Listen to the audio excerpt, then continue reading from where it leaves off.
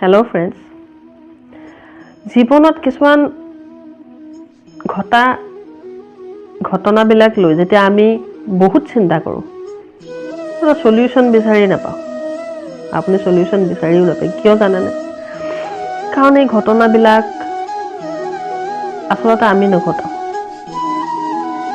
ইয়াৰ কৰ্তা আন কোনোবাহে।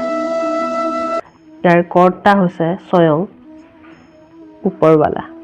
য়েছ, ওপৰৱালাৰ ইচ্ছা নহ'লে জীৱনত একো বস্তুৱে নহয়। কিন্তু এটা পাতো নলৰে বুলি কয়। ভগৱানৰ যদি ইচ্ছা নাথাকে এটা পাতো নলৰে বুলি কয় মানুহে।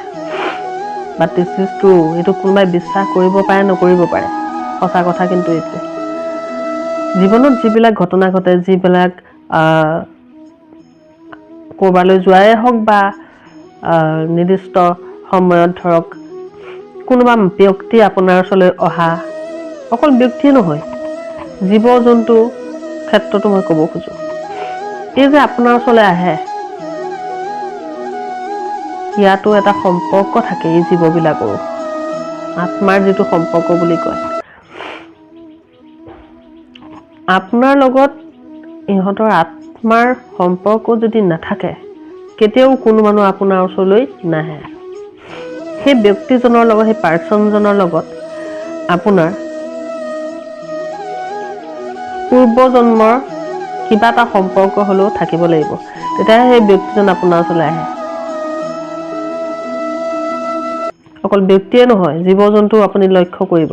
আপোনালোকে হয়তো সেইটো কথা চিৰিয়াছলি নলয়, কিন্তু এইটো হয়। এটা সম্পৰ্ক থাকিলেহে কিন্তু আহে, সম্পৰ্ক নাথাকিলে নাহে কিন্তু। চ' বেছি চিন্তা কৰি লাইফত একো লাভ নাই। সকলো ঈশ্বৰৰ লীলা। কিন্তু আমাৰ হাতত এটাই ক্ষমতা আছে, আৰু সেইটো হৈছে আমাৰ কৰ্ম। পূৰ্বজন্মত আমি কি আছিলোঁ, কি নাই, আমি সেইবিলাক গম নাপাওঁ। বাট এইটো জন্ম আমি পাইছোঁ, সৌভাগ্যৰ বলত ভগৱানে দিছে। তাক আমি সৎ কামত লগাব লাগে, ভাল কৰ্ম কৰি যাব লাগে। সদায় ভাল কৰ্ম কৰি ভাল নাম অৰ্জন কৰক।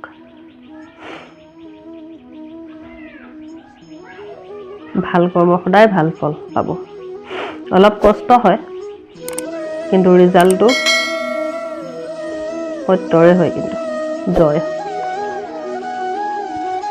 ধন্যবাদ।